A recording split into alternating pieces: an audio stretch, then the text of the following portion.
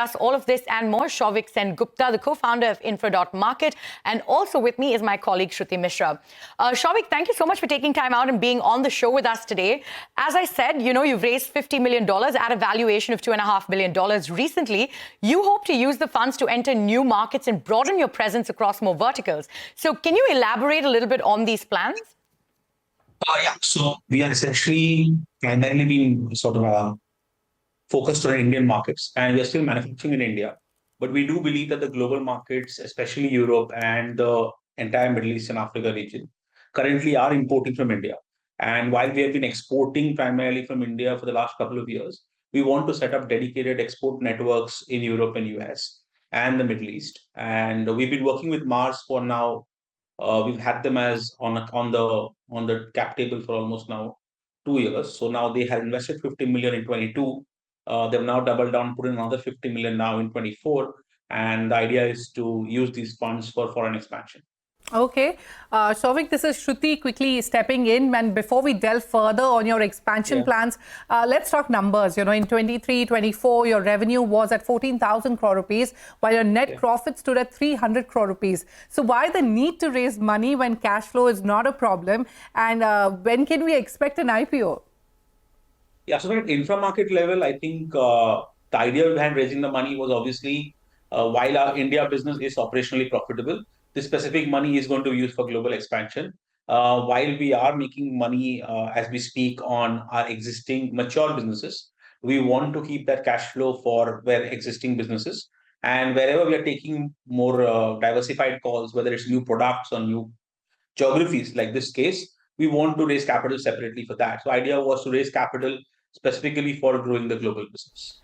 All right, so capital specifically for your... Yeah, please continue. And in terms of the IPO, I think we are looking at a 15 to 18 month window from here to take this company public. Right, so 15 to 18 months to go public is what you're looking at. But speaking about RDC, right, you have divested about 7% stake in the subsidiary, which is RDC Concrete, for about $20 million. This isn't the first time. You'd also divested about 10% stake last year. So what's the rationale behind this move? Will you sell more stake? On RDC, I think it's the only pure play concrete company in India. India essentially has been extremely underpenetrated in concrete manufacturing. It's an extremely well-run company. We had acquired this from True North, and True North was a private equity fund. We acquired this from in 21. The company has done extremely well over the last 2 years. Their plants have expanded, more than doubled their capacity. Their numbers have doubled more than revenue since we acquired. At the current moment, we are not looking to sell any more stake. At this moment, we have no further requirement to sell stake. The idea was to get more sophisticated investors on the cap table at RDC, and we get people which vindicates what they have built over the last multiple years. Sure. Post our acquisition and before our acquisition.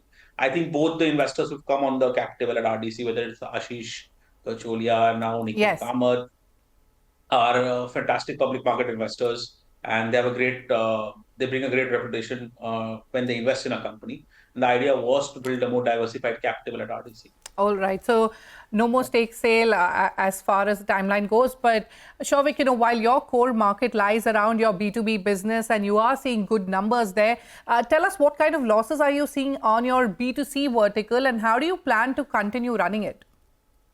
So like I said, our India business on the B2B level is cash flow positive, and overall at a console level, we are cash flow positive. So we'll continue to fund B2C through B2B. When we say B2C, I think when we say B2C, we are essentially talking of more consumer-oriented building materials. So when we talk of paint, as you know, we did an open offer for Shalimar Paints in March. We acquired majority stake there. We also are launching our tiles vertical very aggressively. We've hired some very senior management, both in tiles and bath fittings. Our focus is to create a one-stop building material solution. And for a lot of years, we are primarily a B2B and industrial product category. And now with products like MDF ply, tiles, paint, we want to go more consumer and quasi-consumer. And the idea is essentially to build an entire basket of products which goes into construction and building materials. I think while yes, we realize the initial few years will be a burn, but we have enough profitable cash flows from the B2B sector to support our B2C play. Right, so enough from B2B to support your B2C, but can you give us a sense of what your retail presence is like right now? How many stores are you present in? What's the volume of exports? If you could give us sort of a revenue mix as well between the export business and what's happening here. Yeah, so our exports business is around 15% of our total revenues right now. And of the India revenue, which is then 85% of the domestic revenue, around 65% is B2B, 20% is retail and B2C. We have 12,000 retail shows that we sell our products in. These are dealer stores across tiles, bath fittings, plywood, MDF, AAC blocks, plumbing, paint, across these categories. We are the largest manufacturer. We will be the largest manufacturer in AAC blocks. Post all our factories are commissioned by sometime this year. We have just acquired a factory in MDF and ply. We are putting up factories in tiles, and we're increasing capacity in paint. So I think overall we see the B2C vertical as number of stores increasing. We also have franchisee stores where we have almost 35 franchisee stores. These are exclusive outlets, and we are looking to expand this to more than 100 over the next 12 months. Before I let you go, Souvik, one final question. Like you were mentioning, you have a range of building materials across 15 categories to both institutional clients and retail stores. What is the kind of order volumes you're seeing? What are the and if you could also share with us the future growth targets? So see, I think no surprise, India is spending very heavily on construction over last it's been a decade of growth, and I think we continue to see that happen. India is still infra deficient in various parts, and more airports are getting built today, and more bridges are getting built today than maybe 10 years back. So we are seeing that pie of growth to us, and it's not only us. The entire industry in building materials is going through a great boom period where every company is sitting on order books. Many of our factories are sitting on capacity sold out, and we are seeing that growth continue. And I think over the next 5 to 10 years, the way India's infra plan seems to be out there, India is going to spend anywhere between 300 to 350 billion a year on infra. It spends around 9% of its GDP comes from construction. I think we are on that path that we see over the next 10 years.